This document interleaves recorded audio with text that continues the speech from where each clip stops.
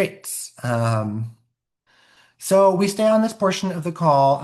We have invited a representative from the LGCA, Lourdes, here to go over some of the important information around serving liquor in a safe way with the festival. I am going to just try and find Lourdes in the chat here, and then I will turn this over to them. And we have a bit of a PowerPoint they're going to go through here with you all.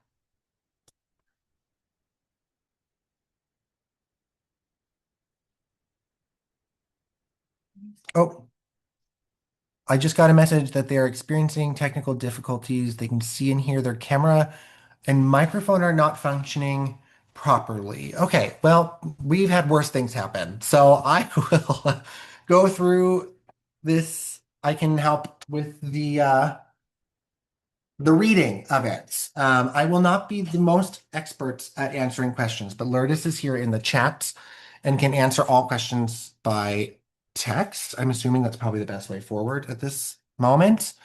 Um, so I'm going to impromptu take us through this here. This is the education session for the Jazz Festival 2026. Lourdes can hear questions. Perfect. Um, So we're going to start with the premises in which a social occasion may be held. Um, a social occasion must be approved by the authority. It must be in a clean, sanitary, and safe condition. It must have appropriate facilities to store and serve liquor. It must be suitable for the nature of the social occasion. And some examples of this could be outdoor areas like our home at Old Market Square, community centers, church halls, the Copa, Transcona Country Club, etc.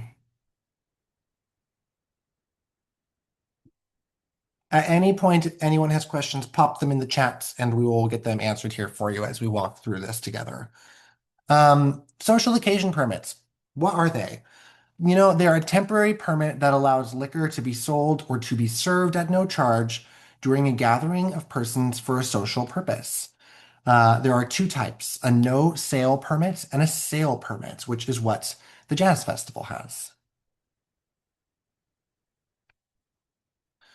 Um, a typical inspection, so when you are issued a social occasion permit, you do go through an inspection of your site and your bar. The inspector's role is to educate, consult, and enforce. During a typical inspection of a permitted event, inspectors monitor the premises for breaches of the Liquor, Gaming, and Cannabis Control Act, some of which may include uh, the service of minors, liquor service, intoxicated patrons, capacity, and service after the designated hours as issued on the permit. Liquor service. So our hours of liquor service are set out on the permit to a maximum of 2 a.m. So we have really specific hours that we can serve liquor here at the festival. On Tuesday, Wednesday, and Thursday of the festival, June 16, 17, and 18, that is between 5 p.m. and 12 a.m. And this aligns exactly with when the programming is happening. June 19 and June 20th, it's from 4:30 p.m. until 1 a.m. And on June 21st, it's from 4:30 p.m. until 10 p.m. The same time all evenings that our programming is happening on stage. Liquor may be consumed for a maximum of 60 minutes after the time when the sale of liquor must cease. So you've got an hour to drink up, so to speak. After 60 minutes, all liquor has to be removed and destroyed.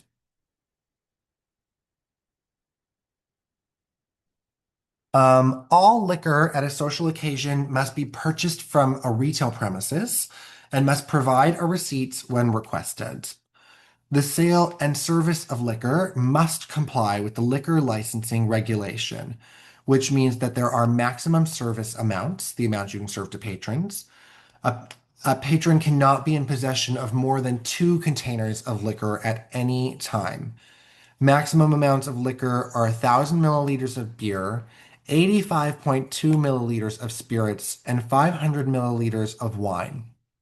Also, only on-duty employees may sell or serve liquor.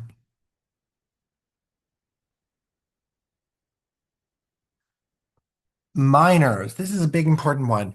Minors can be present at a social occasion event, but cannot possess or consume liquor at any time. As a permit holder, banquet hall rep, bartender, or security staff, the onus is on you to ensure that minors are not served liquor nor are in possession of liquor.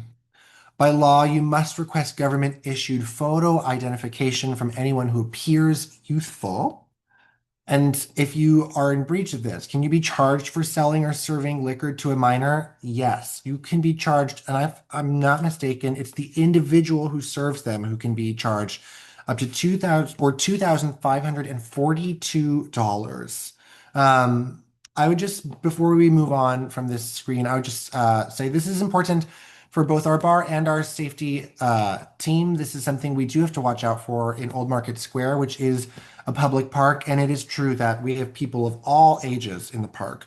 So the way we work on this, and maybe this is in the next slide, sorry if I'm getting ahead of myself, but we do ID everybody who is purchasing a beverage that they are 18 or older, and we put a wristband on them. So anybody who is drinking an alcoholic beverage on site at Old Market Square specifically will have the wristbands that we've given to them in this color for that day. Next slide. Oh, that's probably what this is. Proof of age identification. Young adults attempting to purchase alcohol will be required to produce government-issued identification from the following list. They must have a valid passport, a valid driver's license, or an identification card issued by MPI, a secure certificate of Indian status, or two valid pieces of identification with at least one piece containing a photograph of the person.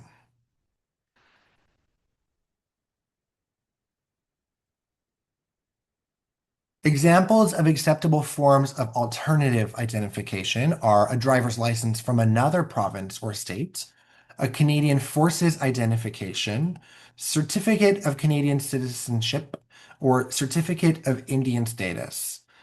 The above alternative identification must be accompanied by a secondary form of government identification, such as a birth certificate, a Manitoba health card, or a social insurance card. So, again, to reiterate, if someone has one of the IDs from the first part of this list, they must also have a piece of ID from the second part of this list to accompany it. Tips for checking identification. Provide adequate lighting. We'll absolutely make sure that there's enough lighting at the bar for all of you to be seeing these identifications clearly. Um, Request from patrons who are youthful in appearance. Make sure that we're asking anybody who you think may not be of age to show their ID. Take your time and inspect the photo closely to make sure it is the person who's handing you the ID and to make sure it's valid and not expired. Intoxication. Visibly intoxicated patrons are not permitted to be served liquor nor be in possession of liquor in a licensed premises. It is a finable offense under the Liquor, Gaming, and Cannabis Control Act to serve a visibly intoxicated person. The fine is $2,542. As a general rule of thumb, if you have to ask yourself whether a person is intoxicated, it is usually a good sign that the person is intoxicated. I'm just going to pause here in the chats. I see Brett has a question. Brett, if you want to just type your question into the chat, we can take a second here and make sure it gets answered before we move on. I don't want to miss anything in what is an important part of the information we're presenting this evening.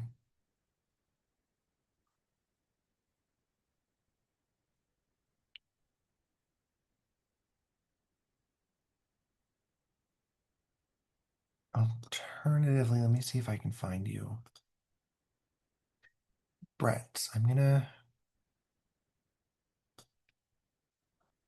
Brett's question is, last year we had to check everyone regardless of age. Is that the same?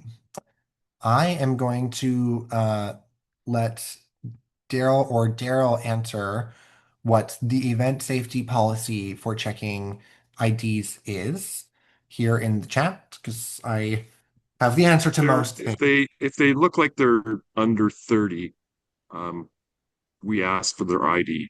But we're not actually the volunteers are not the ones asking for the ID. It's the paid security. So Cerebus, there will be the people checking ID, but we assist them sometimes. So yeah, if they look like they're under 30, we ask for ID. Someone who looks like they're 50, 60, we're not gonna waste their time and our time because then the line starts getting big and we want to keep things moving. Great. Thank you, Daryl, for chiming in quickly on that. So, as you're trying to determine whether a person is intoxicated, remember a good rule of thumb is that if you have to ask yourself if the person is intoxicated, it is likely that they are. Some of those signs may be a lack of inhibitions, the loss of memory, the inability to recall things, impairment of fine and gross motor skills. They may appear off balance or be fumbling. They may have impaired reactions, like a lack of eye focus or slurred speech. They may have impaired judgments. They may experience confusion or disorientation. They may have uncoordinated movement, progressive lethargy, moving more slowly or shutting down sort of in their actions. They may go into a coma, and there may be shutdown of respiratory centers leading to death. That is a very severe sign of intoxication. Um, Quickly here in the chat, if you see someone drinking that does not have a bracelet, should we assume that they are underage? I'm going to let Daryl chime in here again on how this one is handled. Yeah, we've encountered that before. We will get the paid security to look into that at that, but we're just the eyes. So if we see someone that doesn't have a bracelet, uh, it would be safe to assume that they're underage because someone with a bracelet may have been passing them a drink. So we try to keep an eye out for that. And like I said, then we would get Cerebus to deal with it. Perfect. And here is a great tip here in the chat from Lourdes, our LGCA representative, that says requesting identification may help initiate interaction with the patron, allowing staff to assess and observe potential signs of intoxication. So if you're looking for signs of intoxication in someone, requesting their ID is a great way to initiate that interaction with them. So attendance at a social occasion. The maximum number of persons at a permitted event is specified on the permit and must not be exceeded at any one time. Our capacity for Jazz Festival in Old Market Square is 4,000 persons at any one time.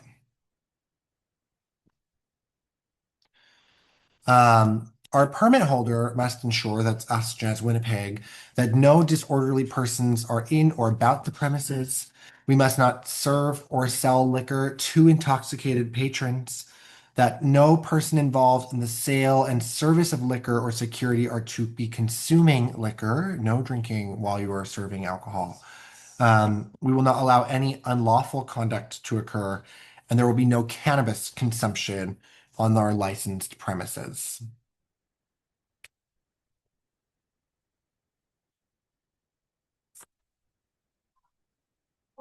All good. Questions. This is a good time for questions. You can type them into your chat. There's also like a raise hand function. Um, we do have our LGCA representative here with us who can answer all of your questions as they relate to the topic of serving alcohol. Ron Boss has a question. Sorry, there's one more slide, and I've just been told.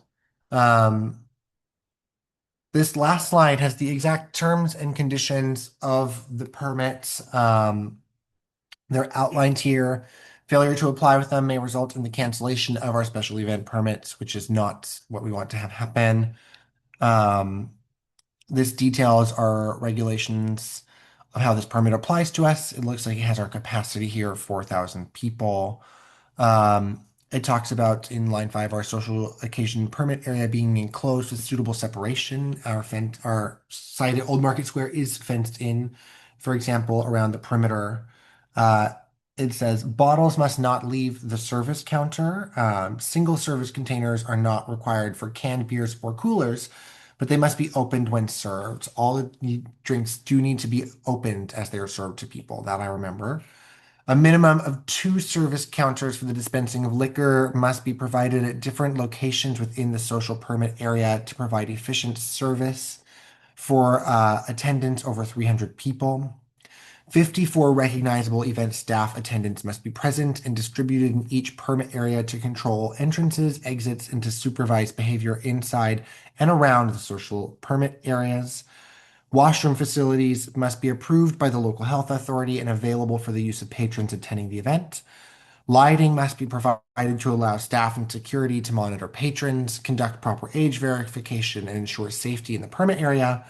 And the social occasion permit area inspection by police and LGCA inspectors. All of which here we're working really hard behind the scenes and setting everything up to make sure that this is complied with. Um, so I'm going to quickly revisit some of the questions that are here in the chat. Ron Boss has a question about vapes, about smoke, about using vapes on sites, and I actually don't know the answer to that about smoking a vape on the in Old Market Square. That might be something Lourdes can, yes, Lourdes says, yes, no vaping of nicotine or cannabis and no smoking, which I did know. So no smoking in the licensed area, no vaping, whether it's nicotine or cannabis. I've many times seen our security personnel ask people to smoke outside of the licensed area at Old Market Square. Um, and Elizabeth's question was the same here, actually, if this rule applies to vapes. Yes, that is the case. All vaping and smoking of any substances must happen outside of the licensed area. If anyone else has questions, folks, please pop them in the chat now. Lourdes, if there's anything that you would like to share with us before we wrap up this portion of the orientation, also please let me know in the chat now. Otherwise, thank you all for bearing with me as I got through this presentation here. And for listening attentively, this is super important information. This is certainly one of the more sensitive areas of protocol in the festival, where we always really are asking people to take this to heart, to listen closely to this information, and to engage with the guidelines as they've been presented to us. Um, so there's a question in the chat here that people can smoke within the festival grounds, but not the licensed area, like the grass in front of the cube. That's a great question. So as of last year, we've actually gone to a model where we license almost the entire Old Market Square. The bar area, the stage, the grassy area in front of Old Market Square is all fenced in with one fence. And that entire area is licensed. So it does apply to that entire area. There's no smoking or vaping in front of the cube, next to the cube, in either of the two bar areas. You need to be outside of the fenced areas, which security can direct you to. They're either to the sidewalks in the areas by the stage, back over by Main Street at the secondary, what we call Bijou patio area, or past the fences towards the porta potties at the back of the park, because the entire park is licensed. And then our LGCA rep Lourdes here has just requested, please remember, requesting identification serves not only to verify age and identity, but also to facilitate engagement with the patron, enabling observation of any indicators of intoxication. That's a really great reminder. I think that's a good reminder. Also that it's a to use that as a tool to initiate. If someone looks like they are displaying visible signs of intoxication, you can ask them for their ID as a way to initiate that assessment with them. And Lourdes just mentions here as well, if you're unsure, ask for assistance from security or bar staff for assistance. That is absolutely correct. Our event safety team knows this information inside and out, are your crew coordinators. They're so wonderful. And Jeanette knows this information at the bar inside and out. And any questions that arise for you during this process, they will be able to answer and to provide you resources for helping to understand. Groovy. If that is it for everyone, we're going to do one more split here. So, event safety, you're going to stay on this link here, and Daryl are going to take over their portion of the training for this evening with event safety on this link. If you are in bar, there is another link in the chat. I think it's also been emailed out that you can follow to a new Zoom room where you're going to do the rest of the bar only orientation. And if you are in bar sales, you are finito bendito for the evening. Thank you for your time, bar sales crew. I can't wait to see you at the festival.